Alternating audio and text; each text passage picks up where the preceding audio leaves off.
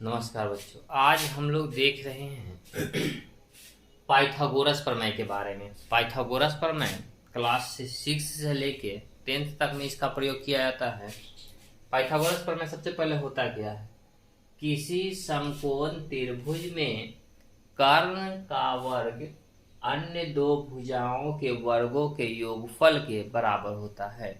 यही हम लोगों का हो जाता है पाइथागोरस प्रमेय। ठीक है, तो आज इसके प्रूफ की ओर हम लोग सिद्ध करके चलेंगे कि क्या कैसे हम लोग पाइथागोरस प्रमेय को सिद्ध कर पाते हैं। ठीक है, तो सबसे पहले कहा जा रहा है किसी समकोण त्रिभुज में। तो एक काम करते हैं, सबसे पहले हम एक तो समकोण त्रिभुज बना लेते हैं। यह मेरा हो गया समकोण त्रिभुज जिसका यह कोण 90 डिग्री का है। यह साइन देने का मतलब है, यह नहीं भी 90 डिग्री लिखते हैं तब पर भी हम लोग जानते हैं कि यह कोण 90 डिग्री का है। तो जो फिगर हम लोग बनाए हैं उसको हम हिंदी में लिख लेते हैं कि क्या होता है पाइथागोरस प्रमेय।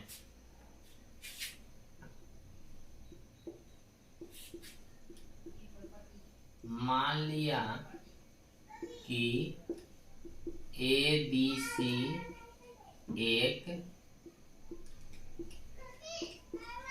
समकोण त्रिभुज है जिसका कोण भी समकोण है।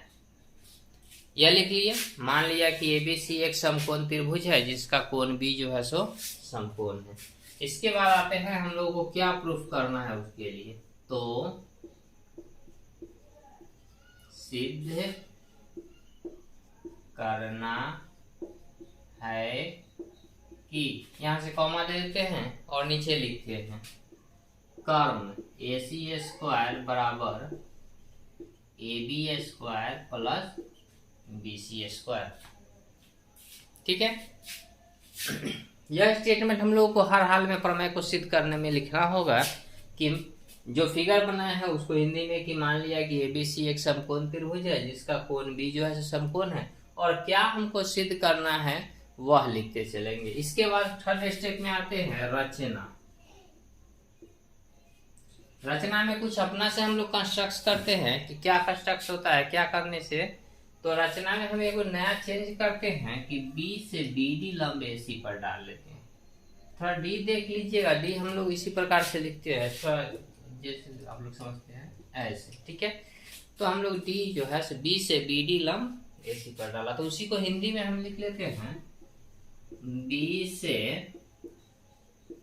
BD चिन्ह दे देते हैं लंब AC पर डाला।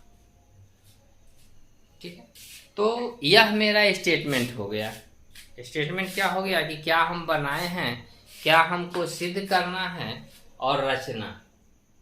अब आते हैं इसके प्रूफ की ओर कि क्या होता है, हम लोग किस प्रकार से प्रूफ करते हैं। तो साफ कर देते हैं।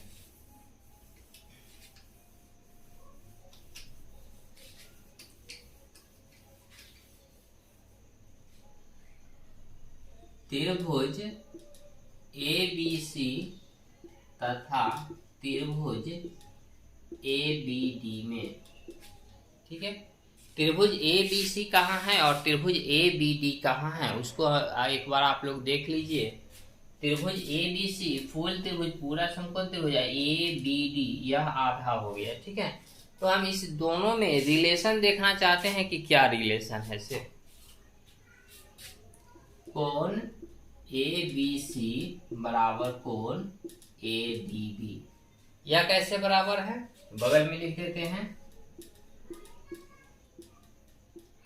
समकोण होने के कारण।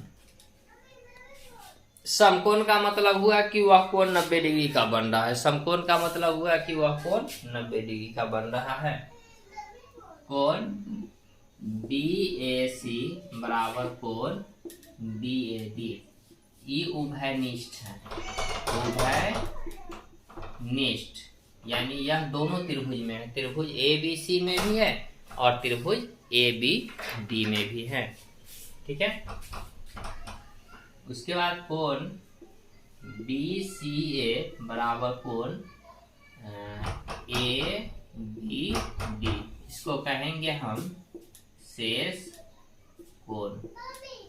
यानी शेष कोण का मतलब हुआ कि यह कोण जो है, सीधा बात समझ आइए कि दो त्रिभुज को हम लोग लेके चलते हैं, पहले त्रिभुज का दो कोण और दूसरे त्रिभुज के दो कोण आपस में बराबर होते हैं, तो तीसरा कोण जो है सो ऑलरेडी बराबर होता है, तो उसको हम लोग कह देते हैं कि यह शेष कोण है। अब क्या हो गया, त्रिभुज ए बी सी समरूप त्रिभुज ए बी डी। समरूप का मतलब हुआ कि एक ही रूप का है। यदि इस त्रिभुज का तीनों कोण उस त्रिभुज के तीनों कोण के बराबर हो जाता है तो हम उसको समरूप कह देते हैं, तो यह इसके समरूप हो गया। ठीक है, अब हम जानते हैं कि समरूप त्रिभुज की भुजाएं क्या होती है, समानुपाती होती है। तो यहाँ इसको हम साफ कर देते हैं।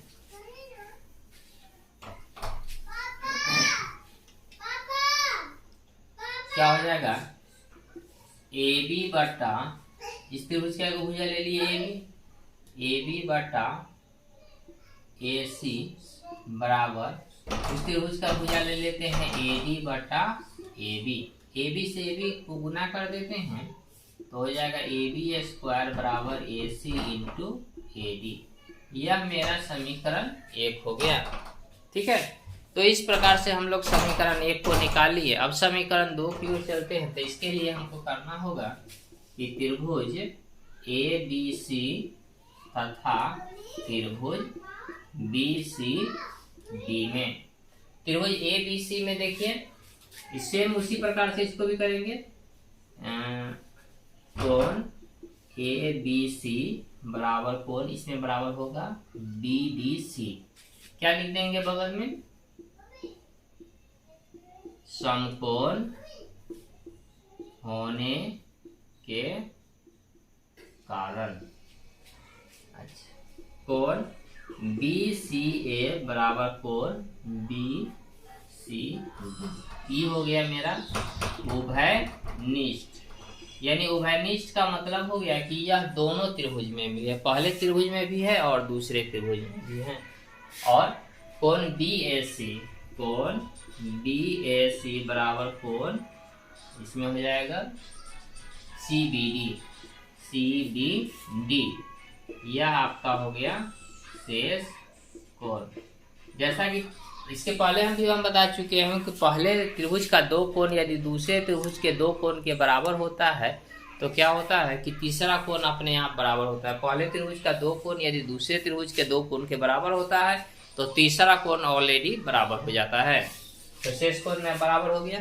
अब हम यहाँ पे लिख देंगे, इसीलिए त्रिभुज ए बी सी यह भी समरूप हो गया त्रिभुज बी सी डी के। फिर वही बात, समरूप त्रिभुज की भुजाएं क्या होती है, समानुपाती होती है। और साफ कर देते हैं।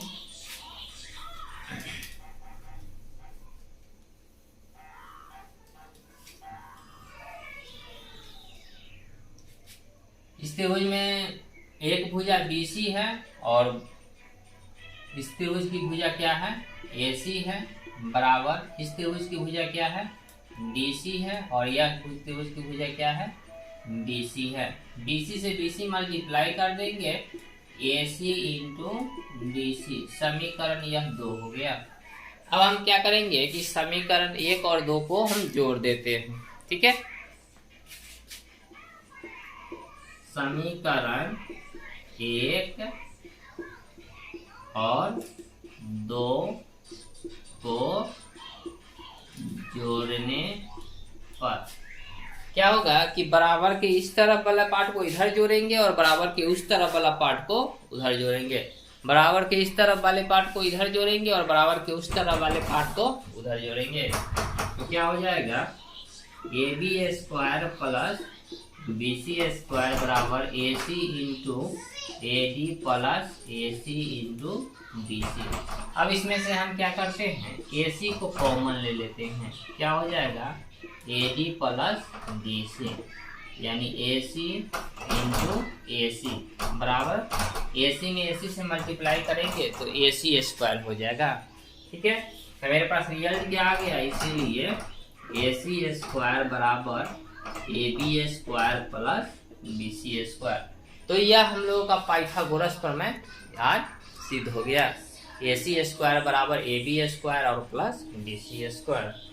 तो इसी प्रकार से हम लोग आगे की ओर लेके चलेंगे, किस प्रकार से प्रमेय को कितनी आसानी से सिद्ध किया जा सकता है। यदि आप मेरे चैनल पर नए हैं तो चैनल को सब्सक्राइब करना ना भूलें, लाइक शेयर और कमेंट करें, और मिलते हैं अगले वीडियो में। तब तक के लिए धन्यवाद।